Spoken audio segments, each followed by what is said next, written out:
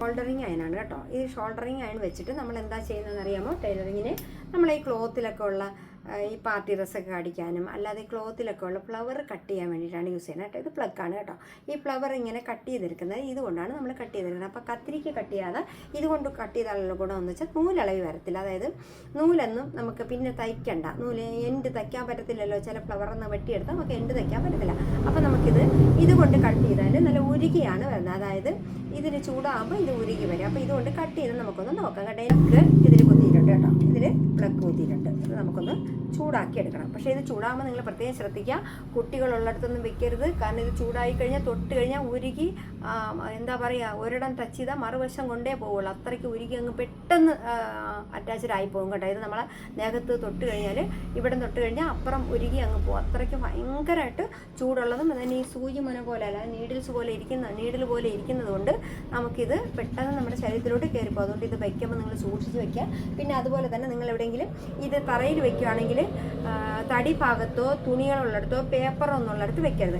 ഇതുപോലെ ഒരു tile piece, ഇതൊരു ടൈലിൻ്റെ പീസോ അല്ലെങ്കിൽ ഒരു തടി കഷ്ണം, നല്ല എളുപ്പം കത്തിപ്പോകാത്ത ഒരു തടി കഷ്ണമോ എന്തെങ്കിലും ഇതുപോലെ കല്ല് പോലെയുള്ള ഭാഗങ്ങളാണ് കുറച്ചുകൂടെ നല്ലത് കേട്ടോ. ഇതുപോലെയുള്ള ഈ ടൈലിൻ്റെയോ അല്ലെങ്കിൽ നമുക്ക് മാർബിളിൻ്റെയോ എന്തെങ്കിലും കല്ലുണ്ടെങ്കിൽ കുറച്ചുകൂടെ നല്ലതായിരിക്കും കേട്ടോ. നമുക്ക് അതാകുമ്പോൾ നമുക്കൊന്നും കേടാകത്തില്ല. മറ്റേ നമ്മൾ ഇത് ചൂടാകുമ്പോഴത്തേക്ക് തടിയുടെ വെച്ച് പിടിച്ചു കൊടുക്കാനും തടി ഇല്ലാതായി പോകും. അതുപോലെ തന്നെ നമുക്ക് ഒന്നിന് വെച്ച് കഴിഞ്ഞാൽ അത് അവിടെ ഉരുകിപ്പോകും. അതുകൊണ്ട് നമുക്കത് സൂക്ഷിച്ച് വയ്ക്കാം. പിന്നെ നിങ്ങൾ എപ്പോഴും വയ്ക്കുമ്പോഴത്തേക്കും ഇത് നിങ്ങൾ വർക്ക് ചെയ്തുകൊണ്ടിരിക്കുന്ന സമയത്ത് ഇതിന് എന്തെങ്കിലും സ്റ്റാൻഡിൽ എന്തെങ്കിലും ഇത് ഇവിടെ ടച്ച് ചെയ്യാത്ത രീതിയിൽ, ഇവിടെ ചൂട് കാണത്തില്ല കേട്ടോ, ഇവിടെ നിന്ന് അങ്ങോട്ട് ടച്ച് ചെയ്യാത്ത രീതിയിൽ ഒന്ന് കുത്തി വയ്ക്കുക. അപ്പോൾ കുട്ടികളൊന്നും ഉള്ളിടത്ത് എടുത്ത് വെക്കരുത്. കുട്ടികളെന്നല്ല, ആരും ഉള്ളിടത്ത് ഇത് ചൂടാക്കി വെച്ചിട്ട് പോകരുത്. ദയവ് ചെയ്തതിൻ്റെ ഉപയോഗം കഴിഞ്ഞാൽ ഉടനെ തന്നെ ഇത് ഇട്ട് കളയുന്ന. തണുത്തതിന് ശേഷം മാത്രമേ എവിടെയെങ്കിലും വെച്ചിട്ട് നിങ്ങൾ മാറി നിൽക്കാവൂ.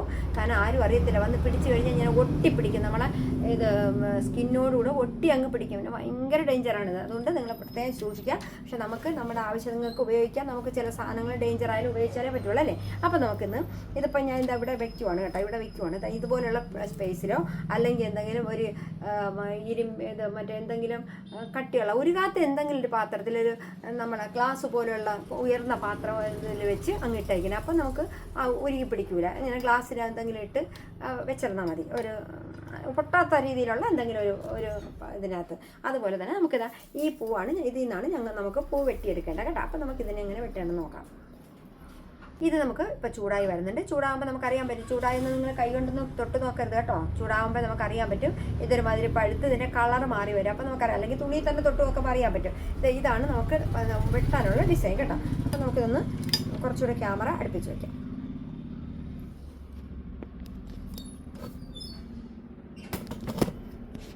ഇത് കണ്ടല്ലോ, നമുക്ക് ഇതാണ്. അപ്പം നമുക്ക് ഇതൊന്ന് കട്ട് ചെയ്യണം നോക്കാം. ഇതിൻ്റെ ഡിസൈൻ ഇതാണ്. നമുക്ക് നല്ല ചൂടായിട്ടുണ്ട് കേട്ടോ. ഇത് ചൂടാകുമ്പോൾ എന്താ ചെയ്യാന്ന് അറിയാമോ?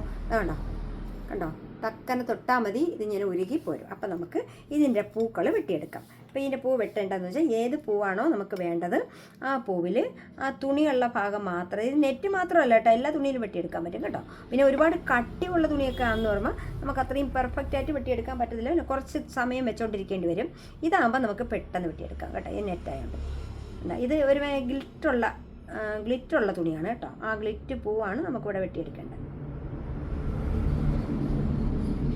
അപ്പോൾ നമുക്ക് ഈ നെറ്റിൻ്റെ എൻഡിലൂടെ, അതായത് ഈ പൂവിൻ്റെ എൻഡിലൂടെ നെറ്റ് വെട്ടി മാറ്റി കളഞ്ഞിട്ട് നമുക്ക് ഡിസൈൻ മാത്രം കിട്ടും.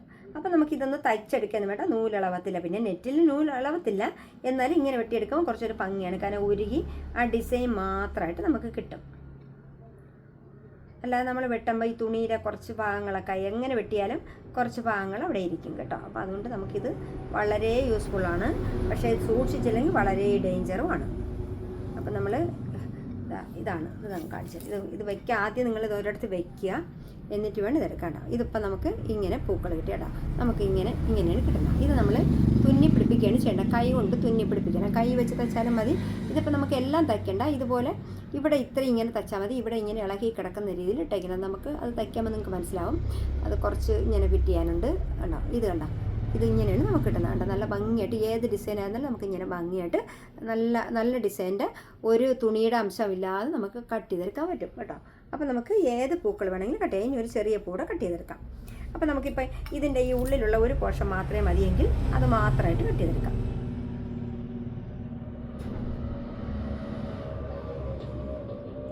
ഇതിപ്പം ഇത് മാത്രം, നമുക്കിത് മാത്രമാണ് കിട്ടുള്ളത് കണ്ടോ, ഇത് മാത്രം. അപ്പം നമുക്കിങ്ങനെ കട്ട് ചെയ്ത് തുണിയിലൊക്കെ പിടിപ്പിച്ചെടുക്കാൻ കൊള്ളാം. ചില പൂക്കളൊക്കെ നല്ലതാണ് കേട്ടോ. പൂക്കളുള്ള തുണിയെന്ന് പറഞ്ഞാൽ നമുക്ക് ഇത്തിരി കട്ടിയുള്ള പൂക്കളുള്ള തുണികൾ വാങ്ങാൻ കിട്ടും. അത് വാങ്ങുമ്പോൾ ഒരു 1/2 മീറ്ററൊക്കെ വാങ്ങിക്കഴിഞ്ഞാൽ നമുക്കൊരു ഡിസൈനിൽ മൊത്തം, ഒരു ഡ്രസ്സിൽ മൊത്തം അവിടെ ഫിറ്റ് ചെയ്യാൻ പറ്റും. അപ്പോൾ ഇത് ഒരെണ്ണം വാങ്ങിച്ചത് ഒരുപാട് വിലയൊന്നുമില്ല കേട്ടോ.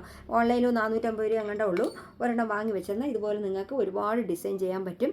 ഇതുപോലെ പ്ലെയിൻ തുണി വാങ്ങിച്ചിട്ട്, അതങ്ങനെ പ്ലെയിൻ നെറ്റൊക്കെ വാങ്ങിച്ചിട്ട് ഒരു പാവാടയൊക്കെ തുന്നിയിട്ട് ഇതുപോലുള്ള ഡിസൈനുള്ള ഒരു 1/2 മീറ്റർ തുണി വാങ്ങിച്ച് അതിനകത്തുള്ള ഡിസൈൻ കംപ്ലീറ്റ് വെട്ടിയെടുത്തിട്ട് നിങ്ങൾ സമയം കിട്ടും പോലെ, അല്ലെങ്കിൽ ഒരു പശ വെച്ചിട്ട് നമുക്ക് വാങ്ങാൻ കിട്ടുമല്ലോ, അത് വാങ്ങിച്ചിട്ട് അത് വാങ്ങി ഇതിൽ ഒട്ടിച്ച് വെച്ചിട്ട് അവിടെ ഓരോ തയ്യലും കൊടുത്താൽ നല്ല അടിപൊളി മോഡലായിട്ട് കിട്ടും കേട്ടോ. അപ്പോൾ നിങ്ങൾക്ക് വെട്ടിക്കഴിഞ്ഞിട്ട് ഞാൻ നിങ്ങൾക്ക് ഇത് തയ്ക്കുന്ന വീഡിയോ നിങ്ങൾക്ക് ഇടുമ്പോൾ നിങ്ങൾക്ക് മനസ്സിലാവും ഇതെങ്ങനെയാണ് തയ്ച്ച് പിടിപ്പിക്കുന്നത് കേട്ടോ. അപ്പോൾ ഇതിങ്ങനെ നമ്മൾ വെട്ടിയെടുക്കുന്നുണ്ട്. എനിക്ക് കുറേ ഡിസൈൻ വെട്ടാനുണ്ട്. അത്രയും സമയം ഞാൻ നിങ്ങളെ ബോറടിപ്പിക്കുന്നില്ല. ഇതിപ്പോൾ ഒരു ഡിസൈൻ വെട്ടുമ്പോൾ തന്നെയാണ് അടുത്ത എത്ര ഡിസൈൻ വെട്ടിയാലും കേട്ടോ. അപ്പോൾ നമുക്ക് വൈൻഡപ്പ് ചെയ്യാം. ഓക്കെ, ഇഷ്ടപ്പെടുമെങ്കിൽ ലൈക്ക് ചെയ്യുക, കമൻറ്റ് ചെയ്യുക, ഷെയർ ചെയ്യുക, സബ്സ്ക്രൈബ് ചെയ്യുക. Okay, by.